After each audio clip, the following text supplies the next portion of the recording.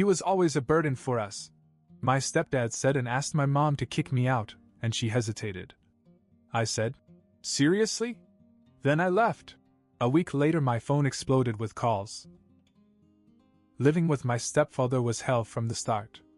My mom married him a few years after my dad died, and I could tell right away he was a selfish, manipulative loser. But she was convinced that no one else would love her, so she let him walk all over her. He had a daughter from a previous marriage, my so-called half-sister, and she was just as bad as he was. Spoiled, entitled, and obsessed with getting what she wanted, even if it meant making my life miserable. It was always small things at first. My stepfather dropping hints about how I was old enough to be on my own. How it was unfair that I was taking up so much space in the house. My half-sister whining that she deserved a bigger room, my room. My mother shrugging it all off as if it were harmless. But I knew where this was going. And then dinner happened. We were sitting at the table, the usual awkward silence hanging over us, when my half-sister suddenly grinned and said, "Dad, Charles made me uncomfortable earlier." I froze. She had hit on me earlier in the day. I was in the kitchen making a sandwich when she came way too close, touched my arm and made some disgusting comment about how it wouldn't be so bad if we got together. I told her to back off. She pouted and stormed off, and I thought that was the end of it. But now she turned the story around to make it look like I was the one being inappropriate. My stepfather turned to my mother and said, "Listen, he's really a burden to us. He's 18 years old and he can't even rent his own apartment. Let's kick him out." I expected my mom to shut him down immediately. I expected her to say, "No, he's my son." But instead she sat there and thought. "I don't know," she said. I stared at her, completely dumbfounded. "Seriously? You're hesitating to kick me out of the house Dad paid for?" Silence. I couldn't take it. I stood up and left the table. I heard my stepfather say something smug behind me, but I didn't care. I went straight to my room and started packing. If my own mother wasn't going to fight for me, then I wasn't staying. And that's when my half-sister walked in. She was leaning against the door, arms folded, a victorious grin on her face. "Finally," she said, "this big room is mine." I clenched my fists. "If your father were alive, you could stay."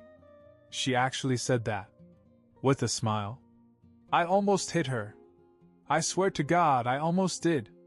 But instead I just pointed at the door and told her to get out before I actually lost control. She saw the look in my eyes and left in a hurry. The next morning I walked out the door with 2 suitcases. My stepfather was standing on the porch waving like he was saying goodbye to an old friend. My mother stood next to him without saying a word. Not even a goodbye. I had nowhere to go. No real plan. Just 2 suitcases, a little money from my part-time job, and the crushing realization that my own mother had chosen her husband over me.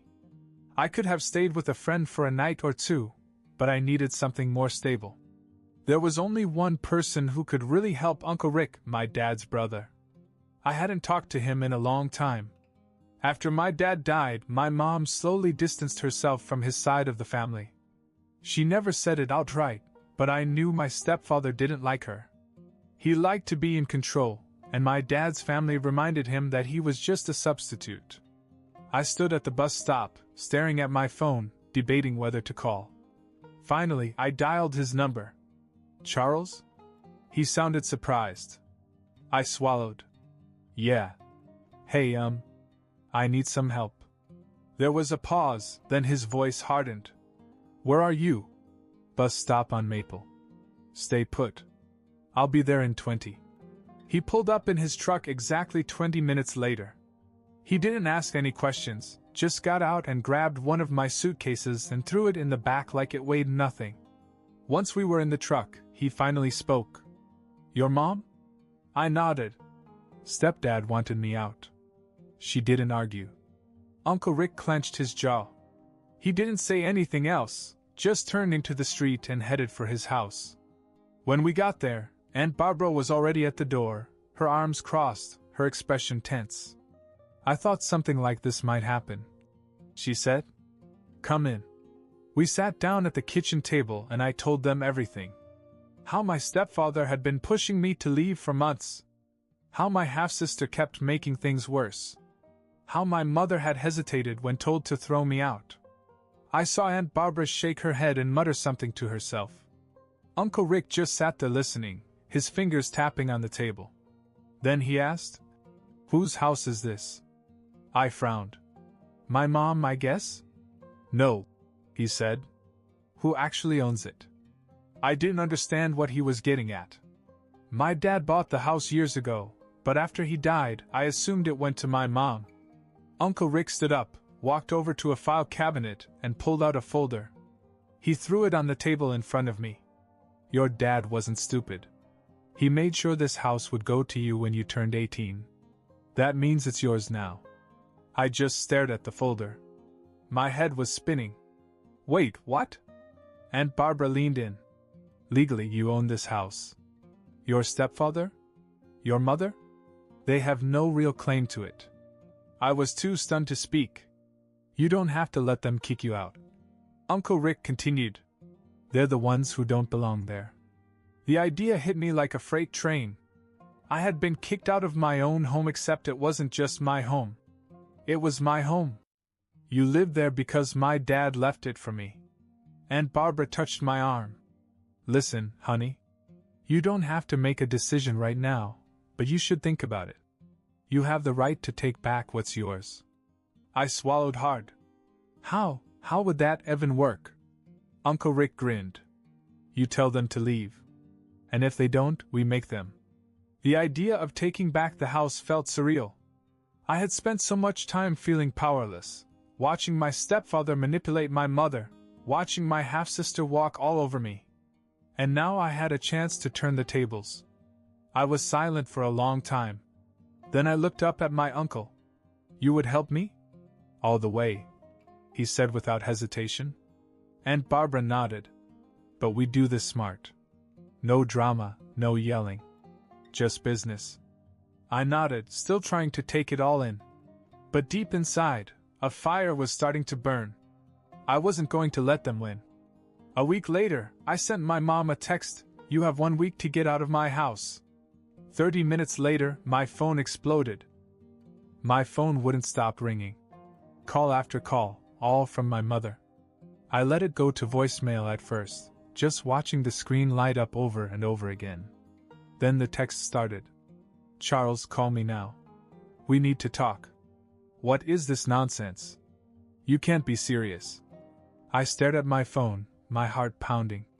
It felt unreal, like I'd set something in motion that couldn't be undone. Then another call came through. I don't know why I answered it, but I did. The moment I answered, my mother's voice exploded through the speaker. What do you think you're doing? I didn't say anything. Charles, I am your mother, she yelled. You can't just, this is our home. You can't tell us to leave. I took a deep breath. It's not your home. It's mine.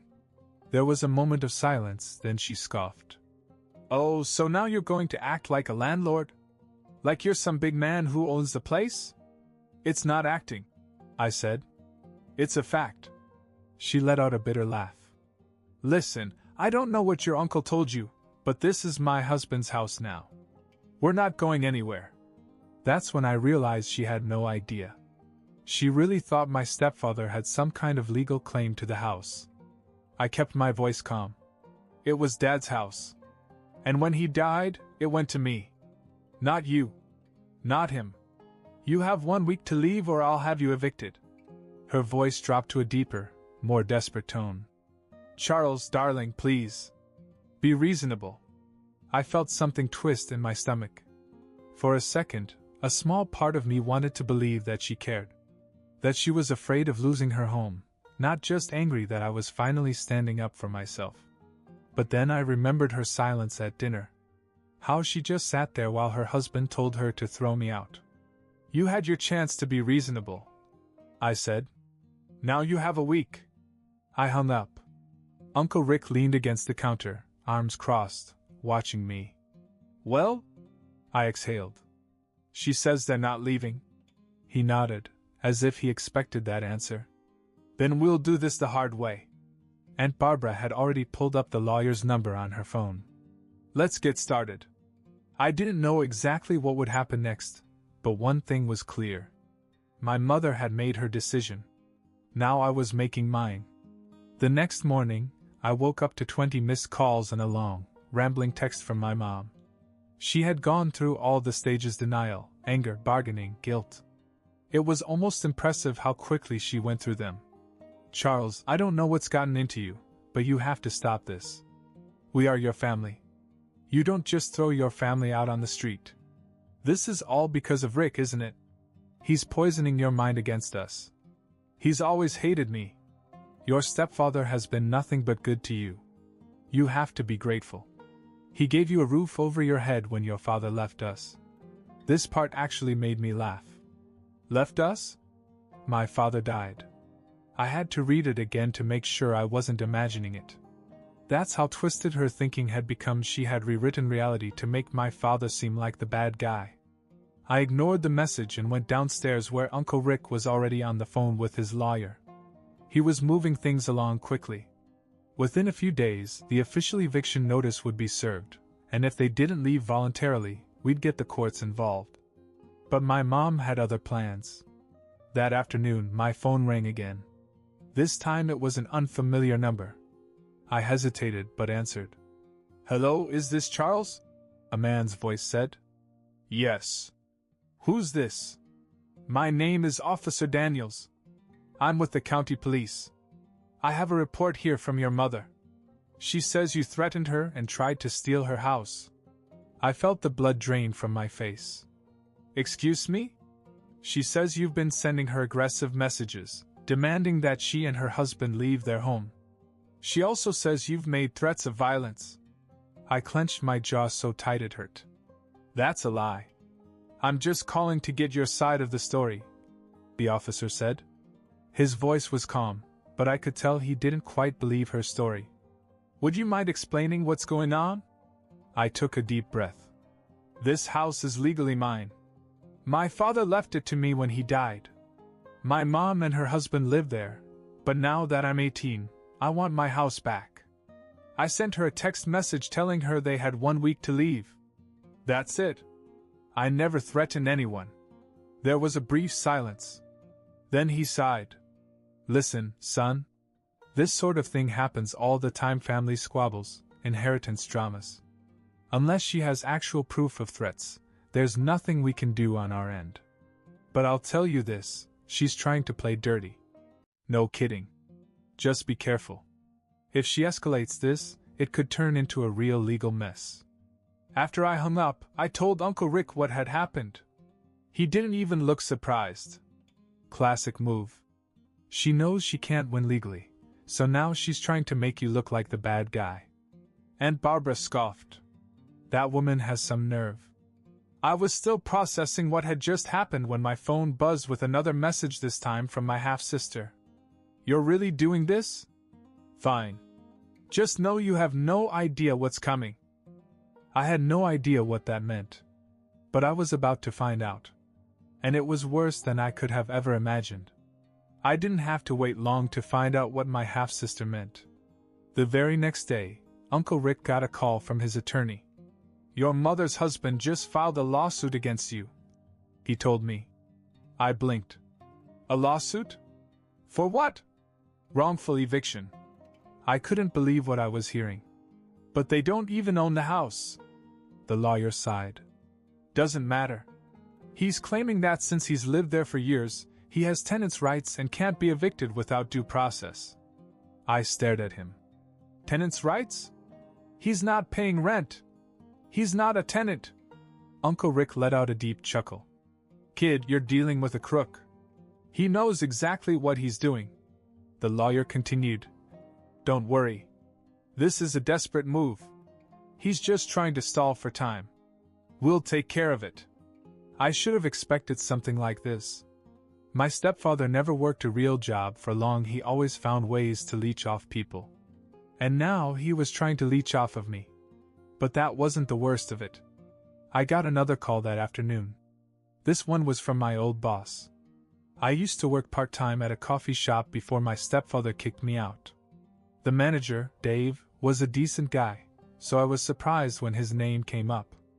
"Hey, Charles," he said. "Listen, man, are you okay?" I frowned. Yeah? Why?" "Well, I wasn't sure if I should call you about this, but your stepdad came in here today. With your mom." I sat up straight. "What?" "They told everyone that you stole from them. That you're trying to kick them out of their house." My grip on my phone tightened. "You're kidding." Dave sighed. "I wish I was. They made a scene, Charles. Said you were a greedy, ungrateful kid who turned on his own family. I threw them out, but not before some of the customers heard. Just wanted you to know." I clenched my jaw. I could barely think straight. First the fake police report. Now this? I hung up the phone and told Uncle Rick and Aunt Barbara. Aunt Barbara was furious. "They're trying to ruin your name before you can fight back." Uncle Rick nodded. "This is classic manipulation. They want to spin the story so you look like the villain." I ran a hand through my hair. "How do we stop them?" Uncle Rick grinned. "We don't. We let them continue to dig their own grave. And then we bury them in it." I didn't know exactly what he meant. But I was about to find out. And this time we weren't just playing defense. We were about to hit back hard. If my stepfather thought he could twist the story and turn people against me, he seriously underestimated how much dirt Uncle Rick had on him. The next morning, Uncle Rick handed me a folder. "It's time to fight back," he said. I opened it, and my jaw nearly dropped. Inside were copies of financial records, shady job histories, and even a few legal complaints against my stepfather from years ago. I looked up at my uncle. "Where the hell did you get all this?" Uncle Rick grinned. "Let's just say I've been keeping an eye on that scumbag since the day your mom married him. He's got a history of mooching off women, moving into their homes, and then trying to take control. You're not the first person he's pulled this stunt on." Aunt Barbara leaned in. "That wrongful eviction lawsuit? Total bluff. He's done it before, but he's never actually won." I sat back, trying to process everything. This wasn't just some lazy loser. My stepfather was a professional leech. He found vulnerable women, moved in, drained them financially, and then acted like the victim when they tried to get rid of him. And now he was trying it with me. Uncle Rick tapped the folder. "We're about to make him regret that." The first thing we did was fire back at his lawsuit. Our lawyer filed a countersuit, proving that not only was he not a tenant, but that he had never contributed a single dime toward the house. On top of that, we had evidence that he had used my mother's credit cards to rack up thousands of dollars in debt, money that was never paid back. But that was just the beginning. Uncle Rick had another idea. "Your stepdad likes to play dirty, right? Let's see how he likes it when we play by his rules." That's when we leaked everything. We sent anonymous tips to local Facebook groups, community pages, and even my stepfather's old employers. The truth about him, his scams, his freeloading, his fake lawsuits, spread like wildfire. People he had screwed over in the past started commenting, sharing their own horror stories. It didn't take long before his name was everywhere. Then I got a message from someone I didn't expect, his ex-wife. "I heard what's happening. Call me. I have something you'll want to hear." I didn't know what she had to say, but I had a feeling this was about to take an even crazier turn. I stared at the message from his ex-wife, my heart racing. I didn't even know much about her. My mother never talked about my stepfather's past relationships. But if she was reaching out now, it had to be important. I called her. "Charles?" Her voice was sharp, direct. "I don't have a lot of time, so listen carefully." I gripped my phone tighter. "Okay. I was married to that man for 5 years. He did the same thing to me that he's doing to your mom. Moved into my house, manipulated me, and then tried to take everything when I finally had enough." I exhaled. "Yeah, that sounds familiar," she continued. "He doesn't just freeload. He destroys the people he leeches off. After I kicked him out, he spread rumors about me, told people I cheated, even tried to turn my own friends against me. He's dangerous, Charles. Not physically, but he knows how to ruin people's lives. I felt my stomach tighten. He's already trying, I figured. But listen, I have proof of what he did to me. Legal records, old police reports, even a restraining order I had to file against him. If you need it, I'll send it. I was stunned. You'd do that? Absolutely. That man doesn't deserve another chance to ruin someone's life. A few minutes later, my phone buzzed with multiple emails, documents, court filings, and even screenshots of old messages where he had threatened her after she left him. I immediately forwarded everything to Uncle Rick. When he saw the restraining order, he whistled. Well, looks like your mom really married a winner. I ran a hand over my face. This has to be enough to get them out, right? Uncle Rick grinned. Oh, kid, we're way past just getting them out. We're about to bury them. That same day, our lawyer filed an official eviction notice, with the legal proof that my stepfather had a history of pulling this exact scam. The judge fast-tracked the case. In 3 days, they'd be legally removed from my house. But before that could happen, my mother showed up at Uncle Rick's house. I wasn't expecting it. 1 minute, I was in the kitchen, and the next, I heard loud knocking at the front door. Aunt Barbara opened it, and there she was. She looked furious. Where is he? Uncle Rick stepped in front of me. You're not welcome here. She glared past him, locking eyes with me. You think you've won? You're ruining everything. You're tearing this family apart. I clenched my jaw. No, Mom. You did that when you chose him over me. For the first time, she hesitated. I saw something flicker in her eyes, doubt, maybe even regret. But it was too late for that. Then she said something that caught me completely off guard. If you do this, you'll never see me again. It was meant to be a threat, but I just looked at her and said, Then I guess this is goodbye.